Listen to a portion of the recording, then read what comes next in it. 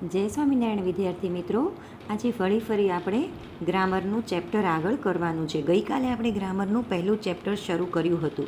પહેલું ચેપ્ટર આપણું અધૂરું હતું, તો આજે પણ આપણે ગ્રામરનું પહેલું ચેપ્ટર જે અધૂરું છે એ આપણે આગળ કન્ટિન્યુ કરવાનું છે. તો દરેક વિદ્યાર્થીઓ પોતાની ગ્રામરની બુક લઈને બેઠશે અને ગ્રામરની બુક ઓપન કરશે અને તેની અંદર તમે જુઓ, તેની અંદર આપણું પહેલું ચેપ્ટર શરૂ હતું the personal pronoun. The personal પ્રોનાઉનની અંદર આપણે જોયું કે આપણે અહીં સુધી આપણે આ ટેબલ જે છે, રાઈટ, આ કોઠો, આ કોષ્ટક જે છે આપણે આખું કમ્પ્લીટ કર્યું હતું. હવે આપણે આગળ કરવાનું છે.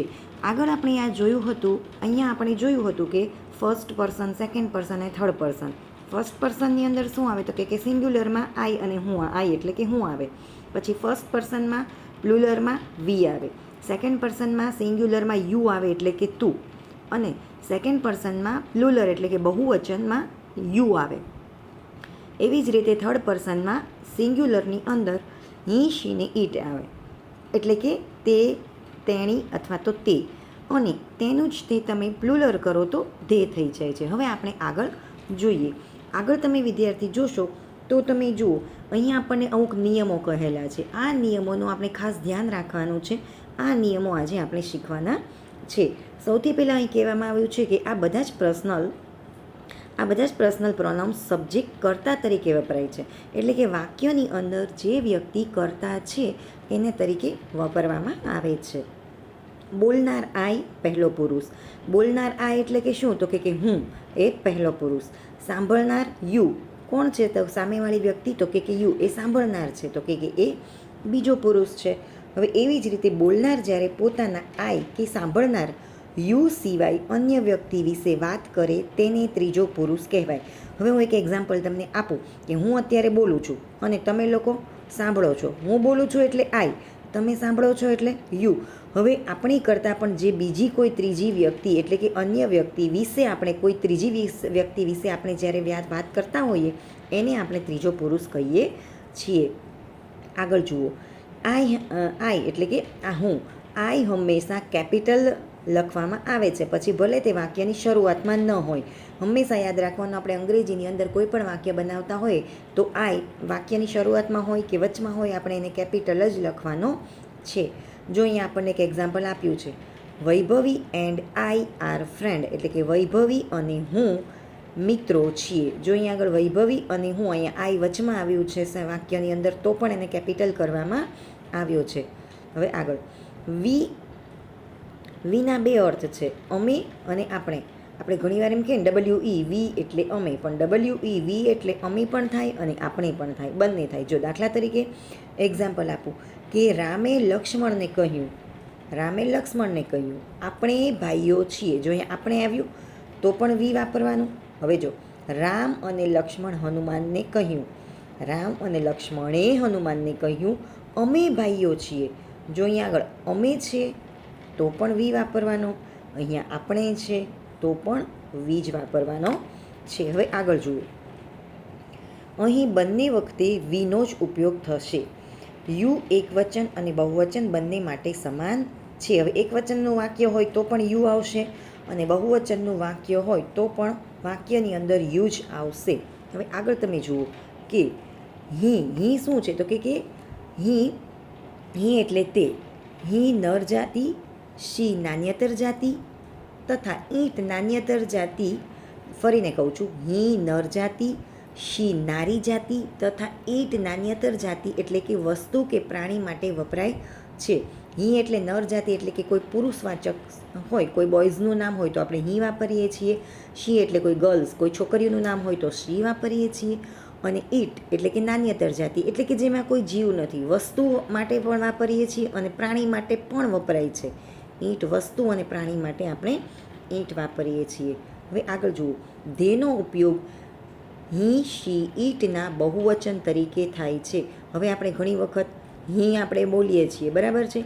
હીનો ઉપયોગ કોઈ પણ વાક્યમાં કરીએ, કોઈ પણ વાક્યમાં શીનો ઉપયોગ કરીએ, અથવા તો કોઈ પણ વાક્યમાં આપણે ઈટનો ઉપયોગ કરીએ. ત્રણમાંથી કોઈ પણ આપણે વાક્ય બનાવીએ, પણ જ્યારે એ બહુવચનથી એ વાક્ય બનેલું હોય તો આપણે ધેનો જ ઉપયોગ કરવામાં આવે છે. જ્યારે ત્રીજો પુરુષ વિશે વાત કરતા હોઈએ ત્યારે વાતની શરૂઆતમાં પ્રોનાઉન્સ હાથથી કરાય નહીં. હંમેશા યાદ રાખવાનું, ત્રીજા પુરુષની વિશે આપણે જ્યારે એટલે કે કોઈ ત્રીજી વ્યક્તિ વિશે આપણે જ્યારે વાત કરતા હોઈએ ત્યારે શરૂઆતમાં આપણે પ્રોનાઉન્સનો ઉપયોગ કરવાનો નથી, ત્યાં પ્રોનાઉન્સ કરાતું નથી. હવે દાખલા તરીકે જો શી ઇઝ ટીચર એટલે કે તેણી શિક્ષિકા છે, અને she is my neighbour, neighbour એટલે કે પાડોશી, તેણી મારી શિક્ષિકા છે, તેણી મારી પાડોશી છે. અહીંયા કોની વાત થાય છે તે ખબર નથી. જો અહીંયા કોઈનું નામ નથી, પર્ટિક્યુલર કોઈનું નામ નથી આપ્યું. અહીંયા તમને એમ કીધું છે સી ઇઝ ટીચર એટલે શિક્ષક કોઈ પણ હોઈ શકે, કોઈ ગર્લ્સ હોઈ શકે, કોઈ બોયઝ હોઈ શકે, અને એનું નામ નથી. જો અહીંયા આગળ સી એટલે ગર્લ્સ, અહીંયા કોઈ ગર્લ્સ જ ટીચર હોય પણ એનું નામ નથી. સી ઇઝ માય નેબર, તેણી મારે પાડોશી છે, પણ કોનું નામ છે એ આપણને ખબર નથી. અહીં કોની વાત થાય છે એ આપણને ખબર પડતી નથી. હવે જો અહીંયા આપણને અમુક એક્ઝામ્પલ દ્વારા આપણને વાક્યો આપ્યા છે, એ ધ્યાનથી સમજીએ. નીચેના વાક્ય સમજો. આઈ એમ અ બોય, હું છોકરો છું. આઈની સાથે હંમેશા એમ જ આવે. વી આર બોયઝ, આપણે છોકરાઓ છીએ. જો વીની સાથે હંમેશા બહુવચન એમ આવશે. આઈની સાથે એકવચન એમ આવે. વીની સાથે આર આવે. વી શું છે તો કે બહુવચન છે, આર પણ બહુવચન છે, એટલે વીની સાથે હંમેશા બહુવચન આવે. ખબર કેમ પડી બહુવચન? કારણ કે બોયઝ લખ્યું છે. બોયઝ એટલે છોકરાઓ, બોય એટલે છોકરો અને બોયઝ એટલે છોકરાઓ. આપણે છોકરાઓ છીએ, બહુવચન થઈ ગયું, એટલે વી આર બોયઝ. હવે આગળ જુઓ. યુ આર અ ગર્લ, તું છોકરી છો. આ સિંગ્યુલર છે પણ યુની આર સાથે હંમેશા આર જ આવે. ભલે તે સિંગ્યુલર હોય પણ ત્રીજો પુરુષ એકવચન કે બહુવચન કોઈ પણ હોય તો યુની સાથે હંમેશા આર જ આવે. એટલે તું છોકરી છે. યુ આર ગર્લ્સ, તમે છોકરીઓ છો. જો આ બહુવચન છે તો પણ યુની સાથે આર આવ્યો, આ એકવચન છે તો પણ યુની સાથે આર જ આવ્યો. હવે આપણે આગળ જોઈએ. હવે આગળ હજી આપણને અમુક એક્ઝામ્પલ આપ્યા છે એ આપણે જોઈએ. જો આગળ આપણને અમુક સેન્ટેન્સ આપ્યા છે એ ખાસ જુઓ. That is a boy, he is yes. That એટલે શું કહેવાય તો કે પેલો છોકરો છે. બોય એટલે છોકરો. હી ઇઝ અ યસ, તે યસ છે. હી કેમ વાપર્યું? તા કે યસ છોકરાનું નામ છે, છોકરાની નામની સાથે હંમેશા હીનો જ ઉપયોગ થાય. That is girl, she is a સાલુ. ધેટ એટલે તો કે પેલું, પેલી છોકરી છે. ગર્લ એટલે છોકરી. સી ઇઝ અ સાલુ, સાલુ એ છોકરીનું નામ છે. છોકરીનું નામ હોય ત્યારે શી વાપરવાનો, ને છોકરાનું નામ હોય ત્યારે હી વાપરવાનો. બરાબર. ધેટ ઇઝ એન એનિમલ, પેલા પ્રાણીઓ છે. ઇટ ઇઝ અ ડોગ, તે કૂતરો છે. જો મેં અહીંયા કીધું હતું ને તમને કે કોઈ પણ વસ્તુ કે પ્રાણી માટે વાપરવાનું હોય તો આપણે ઇટ વાપરવાનું, છોકરી માટે વાપરવાનું હોય તો શી વાપરવાનું, છોકરા માટે વાપરવાનું હોય તો હી વાપરવાનું. હવે જો અહીંયા જુઓ. ધેટ ઇઝ એન એનિમલ, પહેલું પ્રાણી છે.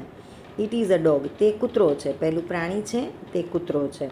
હવે અહીંયા આગળ જુઓ. ધોઝ આર ચિલ્ડ્રન, ધોઝ એટલે કે પહેલાં બાળકો છે. દે આર હેપી, તેઓ સુખી છે, ખુશ છે. હવે અહીંયા આપણને એમ થાય કે અહીંયા કેમ અહીંયા ધેટ આવ્યું અને અહીંયા ધોઝ કેમ આવ્યું? અહીંયા પણ પહેલું લખ્યું છે, અહીંયા પણ પહેલાં લખ્યું છે. પણ હંમેશા યાદ રાખવાનું કે ધેટનું બહુવચન ધોઝ છે. જ્યારે બહુવચન હોય, ચિલ્ડ્રન એટલે બાળકો, એક બાળકની વાત નથી કરી, ઘણા બાળકોની વાત કરી છે. ચિલ્ડ્રન, ચાઇલ્ડ એટલે બાળક થાય, ચિલ્ડ્રન એટલે બાળકો. આ બહુવચન છે. બહુવચન હોય ત્યારે આરનો ઉપયોગ કરવાનો અને બહુવચન હોય ત્યારે ધેટની બદલે ધોઝનો ઉપયોગ કરાય. ધોઝ, ધેટનું બહુવચન ધોઝ છે. પેલા બાળકો છે, તે ખુશ છે. હવે આગળ જુઓ. ધોઝ આર બુક્સ, પહેલી ચોપડીઓ છે. દે આર ઓલ્ડ, તે જૂની છે. જો અહીંયા શું કીધું છે? ચોપડીઓ એટલે કે બુક્સ. બરાબર છે. બુક્સની વાત કરી છે. ઘણી બધી બુક છે, બહુવચન છે એટલે ધોઝ વાપરવામાં આવેલું છે. જો એક વચન હોય, બુક હોય, એક વચન હોય તો જ ધેટ આવે. અહીં બહુવચન છે એટલે ધોઝનો ઉપયોગ કરેલો છે. અહીં બહુવચન છે એટલે અહીંયા ધેનો ઉપયોગ કર્યો છે. દે આર ઓલ્ડ એટલે કે તે જૂની છે. જો અહીંયા પણ બહુવચન હતું એટલે ધેનો ઉપયોગ કર્યો, અહીંયા પણ બહુવચન હતું એટલે ધેનો ઉપયોગ કરેલો છે. હવે આગળ જુઓ. પર્સનલ પ્રોનાઉન્સ સબ્જેક્ટ એટલે કે પુરુષવાચક સર્વનામ. પર્સનલ પ્રોનાઉન્સ ઓબ્જેક્ટ, ઓબ્જેક્ટ એટલે કે કર્મ. પુરુષવાચક સર્વનામ કર્મ. હવે આપણે આખા ટેબલ દ્વારા હું તમને સમજાવીશ એટલે તમને ખબર પડી જશે. જો આ કોઠામાં આપણને કહેલું છે, નીચેનો કોઠો સમજો. જો અહીંયા આપણને સબ્જેક્ટ આપ્યો છે અને અહીંયા આપણને ઓબ્જેક્ટ આપ્યું છે. રાઈટ. તો ફર્સ્ટ પર્સન એટલે કે પહેલો પુરુષ, ફર્સ્ટ પર્સન સબ્જેક્ટ જો આઈ અને વી હોય તો આઈની સાથે મી આવશે, મી એટલે કે મને, અને વીની સાથે શું આવશે તો કે અસ, અસ એટલે શું થાય તો કે અમને. આ બે વસ્તુ ખાસ યાદ રાખવાની છે. મી એટલે મને, અસ એટલે અમને. હંમેશા સબ્જેક્ટ ફર્સ્ટ પર્સન એક વચન આઈ હોય તો મી વાપરવાનું, બહુવચન વી હોય તો એની સાથે અસ વાપરવાનું. હવે second person you, second person you હોય તો યુ જ આવશે, અને સિંગ્યુલર ને પ્લુરલ ગમે તે હોય, એક વચન કે બહુવચન ગમે તે હોય, યુની સાથે યુ જ આવે. તને હોય કે તમને હોય તો આપણે યુનો જ ઉપયોગ કરવાનો રહેશે. હવે આવે છે third person, he, she, it અને ધે. હવે જો હી હોય તો એની સાથે હિમ લેવાનું છે, હિમ એટલે તેને જ થાય, બરાબર છે. સી એટલે હર, સી એટલે તેણી થાય, હર એટલે તેણી થાય, પણ આપણે બોય માટે હીનું હિમ થઈ જશે, ગર્લની માટે સીનું હર થઈ જશે, ઇટનું ઇટ જ રહેશે, ધેનું ધેમ થઈ જશે. ધે એટલે તેઓ થાય, ધેમ એટલે તેઓને, બરાબર છે, એટલે ધેનું ધેમ થઈ જશે. અહીંયા સબ્જેક્ટનું ઓબ્જેક્ટ આ રીતે બને છે. હવે જો આપણે આગળના થોડાક વાક્ય સમજીએ એટલે આપણને ખ્યાલ આવી જશે. જો અહીંયા પહેલું કહેલું છે કે નીચેના વાક્ય સમજો. પહેલું વાક્ય, we are calling Piyush. Calling એટલે બોલાવો. અમે પિયુષને બોલાવી રહ્યા છીએ. અહીંયા ક્રિયા ચાલુ છે એટલે આઈએનજીનું રૂપ મૂકેલું છે.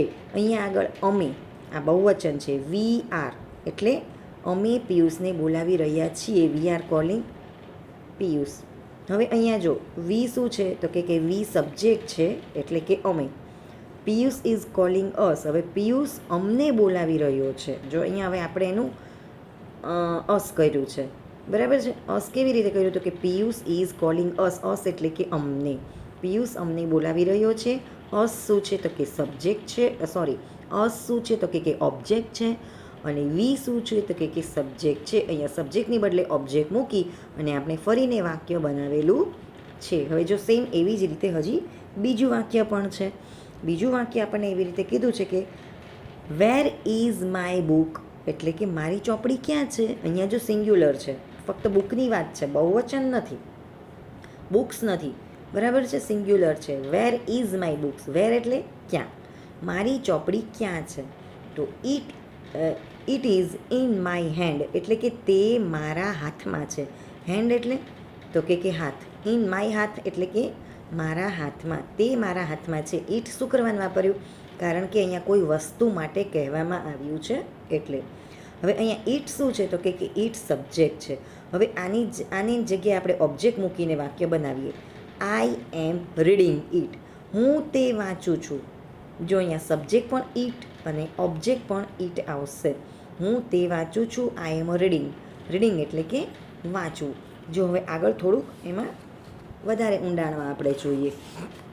આપણને કહ્યું છે કે યુ તથા ઇટના સબ્જેક્ટ તથા તો ઓબ્જેક્ટ તથા સબ્જેક્ટ બંને રૂપ સરખા છે.